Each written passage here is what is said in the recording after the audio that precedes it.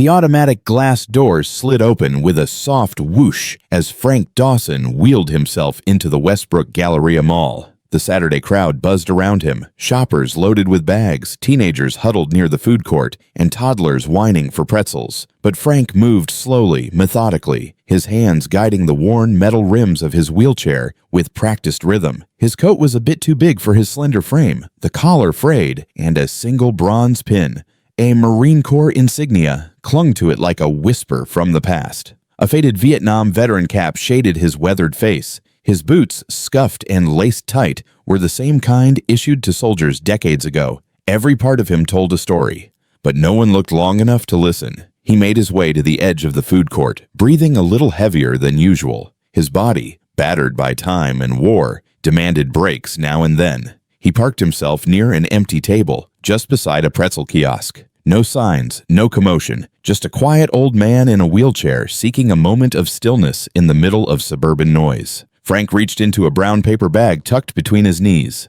Inside, a neatly wrapped peanut butter sandwich, an apple, and a battered silver thermos. He unfolded the sandwich carefully, like it was a ritual, then unscrewed the cap on his thermos and poured steaming coffee into the lid. People bustled past him, heads down, earbuds in. A group of teenagers laughed loudly at something on a phone screen. A woman with a designer bag wrinkled her nose slightly as she walked by, glancing at Frank like he was out of place. A few eyes lingered on the wheelchair, then darted away, as if contact might bring discomfort. Frank didn't mind. He was used to being invisible. He took a slow sip of his coffee, letting the warmth soothe his chest. He'd been coming to this mall every other week for the last few months, ever since he'd found a free bus that dropped him 2 blocks away. It wasn't about shopping. He liked to watch people, families together, grandparents with their grandkids, lovers holding hands, things he used to have. His eyes landed on a small boy at a nearby table, maybe 9 years old.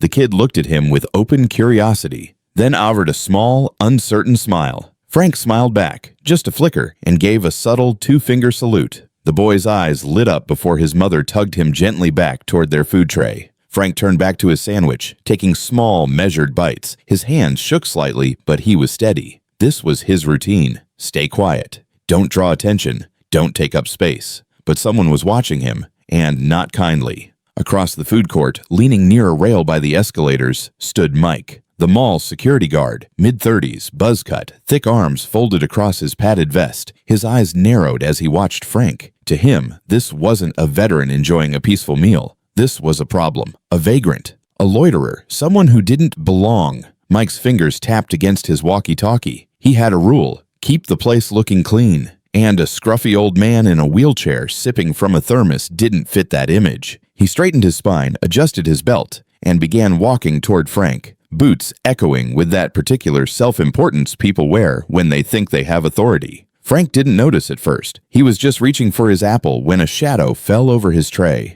"You planning on buying something?" a sharp voice asked. Frank looked up. The security guard loomed above him, arms crossed, badge glinting under the overhead lights. "I'm just resting here," Frank said calmly, "not causing trouble." "This is a food court," Mike said flatly. "You can't sit here unless you're a paying customer." Frank blinked, confused. "I brought my own lunch, just a sandwich and coffee. I'm not taking up anyone's table." Mike's tone hardened. "Store policy says loitering isn't allowed. If you're not buying anything from inside, you need to move along." Frank sat up straighter. "I served in the Marines, got this wheelchair after a mine took out my leg outside Da Nang. I just need a few minutes to rest." Mike gave a short, sarcastic laugh. "Yeah, I've heard that one before. Don't play the vet card to get sympathy." Frank looked away, stung but silent. His sandwich now sat half-eaten. His hand slowly began to fold the paper bag closed. At the corner of the food court, the small boy was still watching. His eyes now wide, eyebrows furrowed. He pulled at his mother's sleeve again, whispering something urgent. She looked up, distracted, her gaze flicking briefly toward the unfolding scene, then away again, like most of the crowd. And yet, that one small observer would soon become the spark that changed everything. Frank folded his paper bag slowly, the way a man does when he knows dignity has become a luxury. His thermos was still half full, the sandwich unfinished, but he could feel the eyes bearing down on him, not from the crowd who mostly averted their gaze, but from the man in uniform standing right above him like a warden over an inmate. "Come on," Mike said, tapping the side of Frank's wheelchair. "Let's not make this harder than it needs to be." Frank didn't move, not out of defiance, but fatigue. "I'm not panhandling," he said quietly.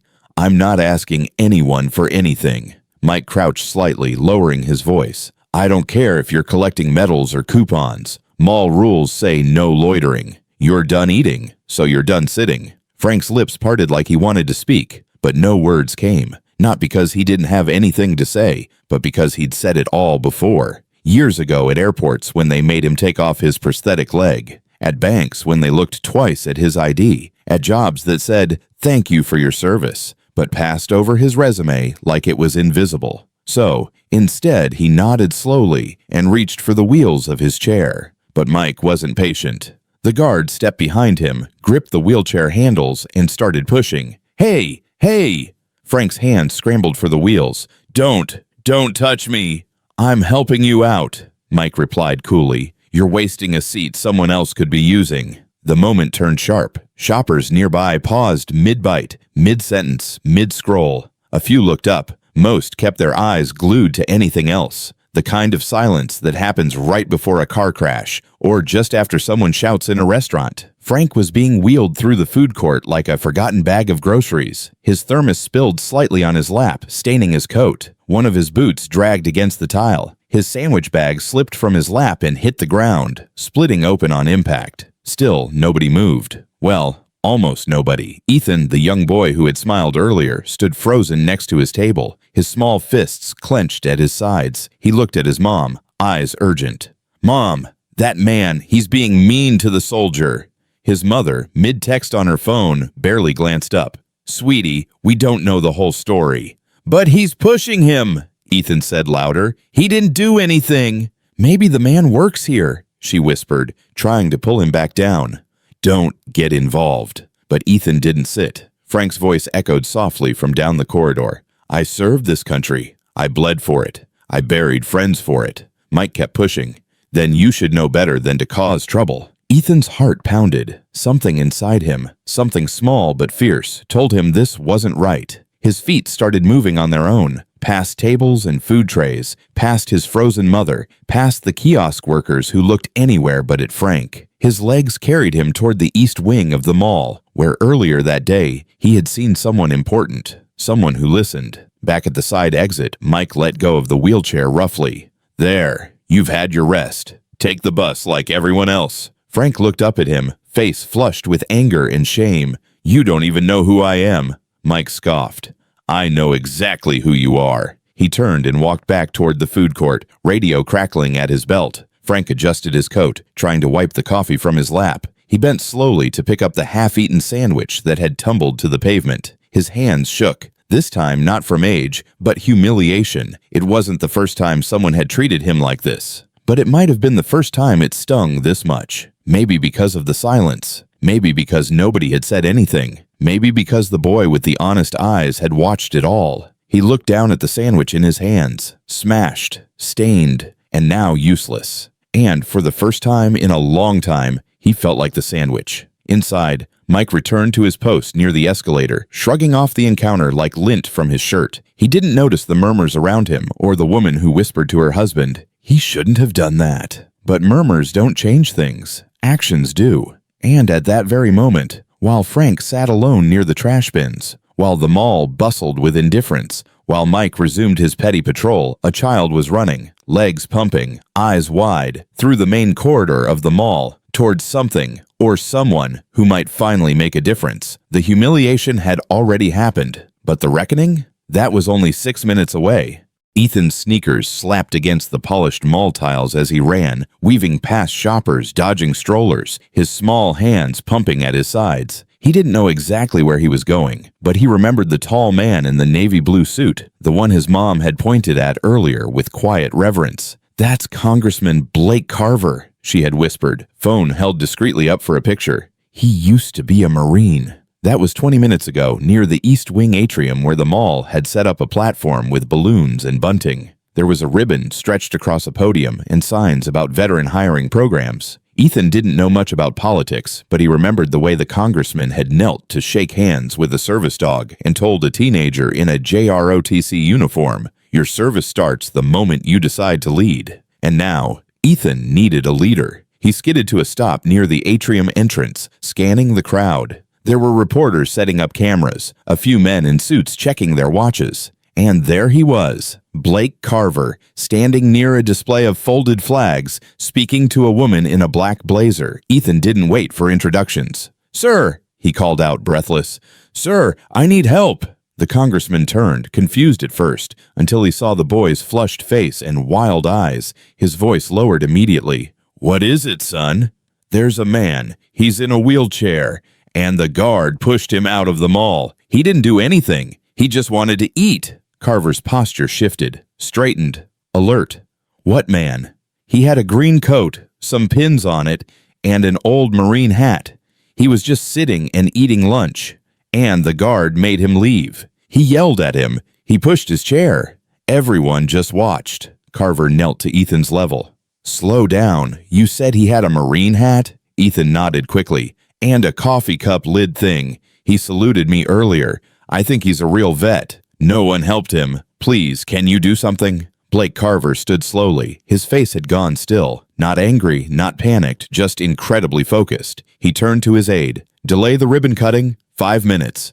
"Sir," the aide asked, "I need to confirm something." He motioned to Ethan. "Show me." Together, the congressman and the 9-year-old walked briskly back through the mall. Blake didn't wait for security or PR reps. His stride was fast and long. Shoppers turned their heads as he passed, some recognizing him, others simply feeling the shift in energy. Ethan led him past the pretzel stand, the empty table where Frank had once sat, and toward the corridor leading to the south exit. That's where they found him. Frank Dawson sat beside a concrete pillar near the employee lot, one hand resting on the arm of his chair, the other holding the sandwich wrapper he hadn't thrown away. His coat was stained, his face still tight with quiet humiliation. Blake Carver stopped about 6 feet away. "Staff Sergeant Frank Dawson?" Frank looked up slowly, squinting against the sun.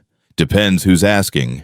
"Blake Carver," the congressman said, stepping forward. "3rd Battalion, 7th Marines. You pulled 2 of my guys out of a crater in Ku-Engter in 71. They never stopped talking about you." Frank blinked slowly. "Carver, you were the radio operator with the busted arm." A smile crept into the corners of Blake's mouth. "That's me." There was a pause, brief, but heavy with the weight of decades. Frank gave a small, almost embarrassed shrug. "Didn't expect to run into anyone today." Blake's tone darkened. "Especially not a mall security guard who thinks disrespecting a disabled veteran is just part of the job." Frank looked away.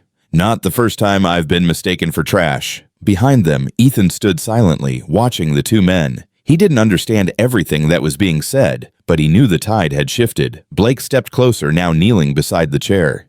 "You deserve better than this," he said quietly, "and I'm going to make sure everyone in that building knows it." Frank gave a soft chuckle. "Good luck." They didn't even look up. "Oh, they will," Blake said, standing tall again, "because now I'm looking." Just then the mall's general manager, having caught wind of the delay, rushed out the side doors with a nervous assistant trailing him. "Congressman Carver, what's going on? Your team said there was an issue?"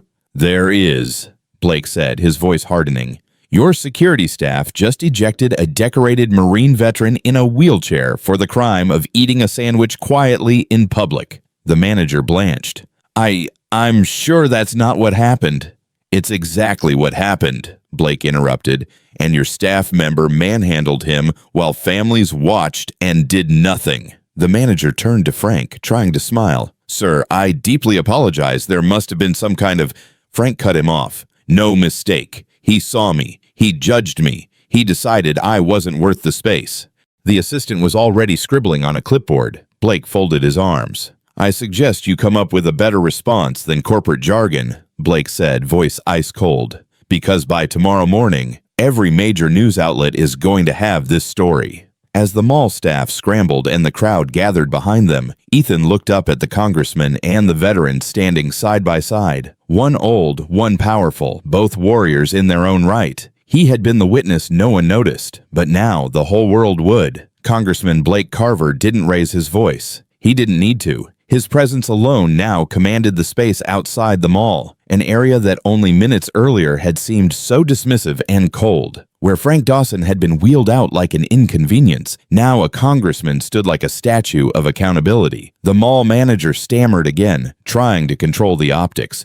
"Congressman, we had no idea he was a Marine," Carver said firmly, "or just a human being." Silence. Carver turned to Frank, placing a hand on his shoulder. "Staff Sergeant, would you permit me to escort you back inside as my guest?" Frank blinked. The question, so simple, held a dignity he hadn't been offered in years. He nodded. Without waiting for approval from anyone else, Carver took the wheelchair's handles, gently, respectfully, and began guiding Frank back toward the building he had just been kicked out of. People stopped. Phones came out. A hush fell as the crowd parted like water, making way for two men, one a wounded veteran, the other a leader unwilling to look away. The security guard, Mike, was back at his station near the food court. He didn't see them until they were 20 feet away. When he did, he froze.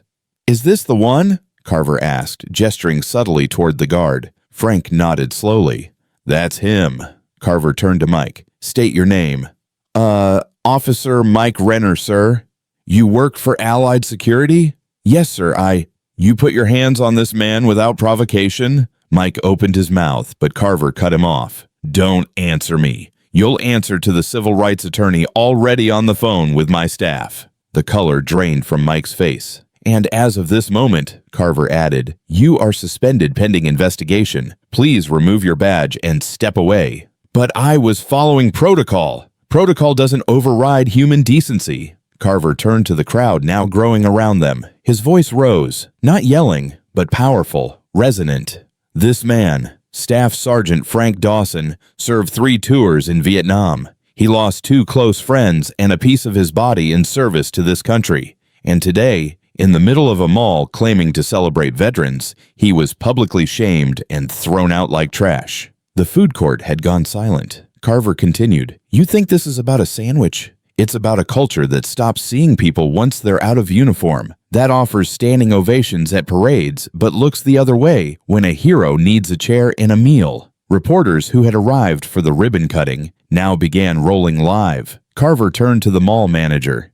"You want a photo op? Here's your photo op. Issue a formal apology to this man, on your website, in the press, on your walls, and start training your staff like human beings, not hallway cops with badges and zero empathy." The manager nodded feverishly, promising statements, outreach programs, donations, but Carver wasn't done. He stepped back behind Frank's wheelchair, placed both hands firmly on the grips, and turned him to face the crowd again.